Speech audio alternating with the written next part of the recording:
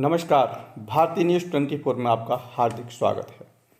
आज हम लेके चलते हैं आपको राहुल गांधी की भारत जोड़ो यात्रा में।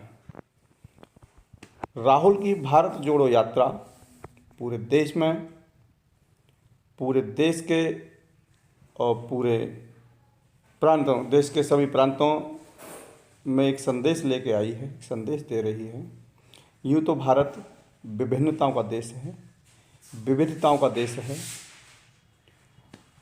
तमाम भाषाएं, तमाम रूप रंग, तमाम धर्म, तमाम जातियां भारत में समाहित हैं। इन सबको एक कर एक बैनर तले खड़ा करना अपने में एक बहुत ही पौरुष की बात है, सामर्थ्य की बात है, बुद्धिमत्ता की बात है। राहुल गांधी ने वही कर दिखाया। आज राहुल गांधी के साथ देश का प्रत्येक नागरिक जुड़ रहा है। प्रत्येक प्रांत से, प्रत्येक धर्म से, प्रत्येक जाति से लोग उनके समर्थन में आ गए हैं। आप इस विशाल भीड़ के माध्यम से, विशाल जन सैलाब के माध्यम से यह समझ सकते हैं कि लोगों में कितना उत्साह है, उमंग है इस यात्रा में चलने के लिए, राहुल का साथ देने के लिए। राहुल गांधी ने बहुत समय बाद बहुत उपहास झेले, तर्क वितर्कों का सामना किया, कुतर्कों का सामना किया, यहाँ तक उनको पप्पू नाम से संबोधित किया गया। पढ़े लिखे होने के नाते, अच्छे संस्कार होने के नाते बहुत सी उन्होंने ऐसी बातें कही जो देश हित में थी, लेकिन उनकी हर एक बात को मजाक बना दिया गया, उपहास बना दिया गया। उनकी बात को जो कहना चाहते थे पूरी तरह जनता तक नहीं पहुंचने दिया। आईटी सेल के लोगों ने, मीडिया के लोगों ने उनकी बात को काट छांट के जनता तक परोसा, उपहास बनाया। बात थी, आपने भी सुना होगा कि आलू से सोना बनेगा, ऐसी मशीन बनाएंगे। ये राहुल गांधी ने नहीं बल्कि प्रधानमंत्री मोदी ने कहा था। उनकी बात को काट छांट के राहुल में पेश कर दिया और आईटी सेल ने, मीडिया ने ऐसा परोसा कि लोगों ने उनका मजाक बनाया। हालांकि ये भी संभव था। आलू से सोना नहीं बनता, लेकिन आलू से ऐसी चीज़ बन सकती थी जो सोना हमें दे सकती थी। जैसे मेरे देश की धरती सोना उगले, तो देश की धरती से सोना नहीं निकलता है। एक ये उपमा है जो दी जाती है किसी अच्छे काम के लिए, वही उपमा उन्होंने भी की होगी। गलत तरीके से पेश किया, गलत ढंग से पेश किया। जब कोरोना आया था, कोरोना की जब शुरुआत थी, चीन से शुरुआत हुई, उन्होंने कहा कि भाई ये बहुत ख़तरनाक वायरस है, तुरंत सीमाएं सील कर देनी चाहिए। उनकी बात का उपहास किया गया। दल विशेष के लोगों ने बड़ा उपहास किया। उपहास इसलिए भी किया कि ऐसा लगा कि कहीं राहुल गांधी ने मूर्खों की जमात में यह बात कह दी है, क्योंकि शिक्षित और पढ़ा लिखा व्यक्ति, बुद्धिमान व्यक्ति उस पर गौर करता है कि ये बात क्या है और उस पर कितना समझना चाहिए। अंततः वही हुआ जिसका भय था, डर था। पूरा विश्व लॉकडाउन में चला गया,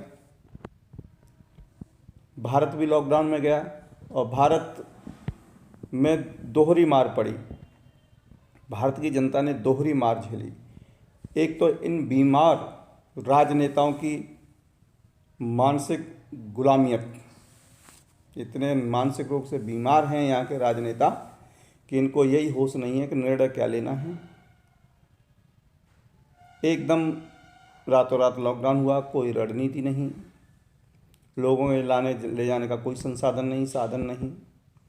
देश में अपार संभावनाएं हैं हर चीज़ की, लेकिन उसका कोई मल्टीप्लिकेशन नहीं, कोई प्रयोग नहीं किसी तरह का। जिसके मन में जो आया, जिस नेता के मन में, जिसके पास जो पावर थी, उसने उसी तरह उस पावर का मूर्खतापूर्ण प्रयोग किया। परिणाम ये निकला कि जनता में त्राह त्राह होने लगी। भोजन को लेकर के, पैदल चलने को लेकर के लोग मर रहे हैं, दवा को लेकर के, लेकिन कहीं कोई व्यवस्थित कार्यक्रम नहीं हुआ। क्यों? इस पर राजनीति नहीं हो सकती थी उस समय। इनका इससे कोई ज़्यादा लेना देना नहीं राजनीति से, क्योंकि राजनीतिक लोग हर वक्त राजनीति करता है। जनता पैदल चल रही थी, मर रही थी, कोई डिसीजन नहीं, जल्दबाजी में लिए फैसले, जिसने पूरे देश को एक आपात वाली स्थिति में धकेल दिया। इसे बुद्धिमता नहीं कहेंगे, वाहवाही नहीं कही जा सकती कि नहीं सब बहुत अच्छा निर्णय था। निर्णय लेना था, उससे पहले लेना था। 1 महीने पहले जब राहुल गांधी ने इस बात को कहा था तब ये निर्णय लिया जाता, लेकिन नहीं, क्योंकि विपक्ष के व्यक्ति ने कहा तो अच्छी बात नहीं होगी, ऐसा इन्होंने सोचा। ये सोचते भी ऐसा ही हैं। सामने वाला कितना भी अच्छी बात कहे लेकिन उनको ख़राब लगती है। खैर, पक्ष और विपक्ष का यही काम है कि एक दूसरे की टांग को खींचने का काम करते हैं। आप एक दूसरे की टांग खींचिए, फाड़ दीजिए, तोड़ दीजिए, कोई बात नहीं, लेकिन जनता को उसमें, जनता को कोई दोष भी नहीं है। जनता को उसमें क्यों धकेला जाता है, जनता को क्यों पीड़ित किया जाता है? इसलिए कि जनता ने तुम्हारा फूल मालाओं से स्वागत किया, जनता ने तुम्हें पूर्ण समर्थन दिया, जनता ने तुम्हें अपने पलकों पर बिठाया। जनता का यही दोष है, जनता का यही दोष है कि आपको माननीय बना दिया। जनता को इस तरह की सज़ा देना ठीक नहीं है। फिर से देखिए, आप अब देख रहे हैं एक विशाल जनसमूह, जनसैलाब उमड़ रहा है भारत जोड़ो यात्रा में।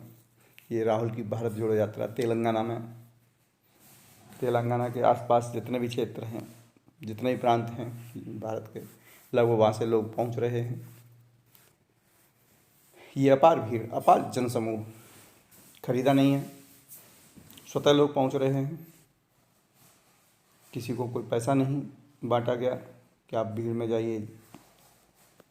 ये पूरा समर्थन, पूरे देश का समर्थन राहुल गांधी, ये राहुल गांधी को आप देख रहे हैं चलते में पानी पी रहे हैं, पूरी ऊर्जा के साथ लगे हुए हैं, पूरी एनर्जी के साथ, शालीनता के साथ।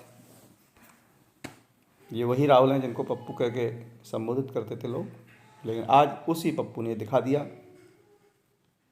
भारत विभिन्नताओं का देश होने के बावजूद भी, अनेकताओं का देश होने के बावजूद भी वो एकता में जुड़ता नजर आ रहा है।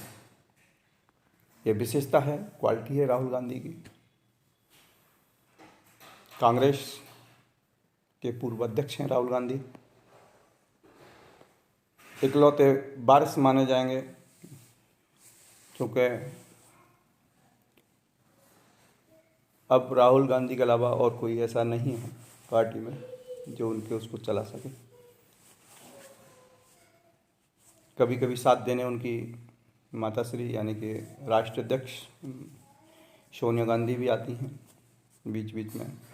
कभी उनकी सिस्टर प्रियंका गांधी भी उनके साथ कंधे से कंधा मिला के चलती हैं, उत्साह बढ़ाती हैं, हौसला बढ़ाती हैं, हिम्मत देती हैं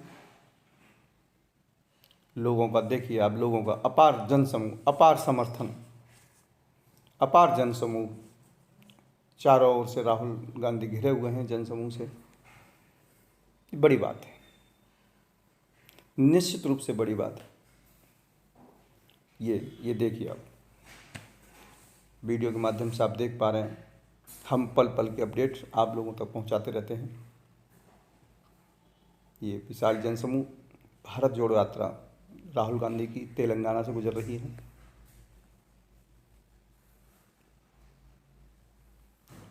आप देख रहे हैं ये सेल्फी लेने का क्रेज, लोग सेल्फी ले रहे हैं। हर आदमी राहुल गांधी के साथ चलना चाह रहा है। जी, राहुल गांधी हाथ हिलाते हुए सबका अभिवादन कर रहे हैं, अभिनंदन कर रहे हैं, शालीनता के साथ। सरल अच्छे परिवार से हैं। मैं समझता हूँ देश का सबसे धनाढ्य परिवार, मजबूत परिवार। लेकिन आप कपड़ों की वेशभूषा से देखेंगे, कपड़ों के तरीके से देखेंगे तो बहुत ही सरल, बहुत ही साधारण परिवार से लग रहे हैं। एक हमारे माननीय प्रधानमंत्री जी यदि किसी की मुद्दमी में भी जा रहे हैं तो तरह तरह के अपने ड्रेस कोड बदल के पहन के फ़ोटो सेशन कराने की पूरी व्यवस्था लेके साथ में चलते हैं। हाल ही में पुल गिरा, 2 दिन तक नज़र नहीं आई, क्योंकि वह उस समय फ़ोटोशूट ठीक से हो नहीं सकता था। जिस हॉस्पिटल उनको जाना था, 2 दिन में उस हॉस्पिटल को ठीक किया गया। अब वो हॉस्पिटल ठीक हुआ, अब ठीक कितने दिन रहेगा ये अलग बात होगी। ये देखिए अपार भीड़,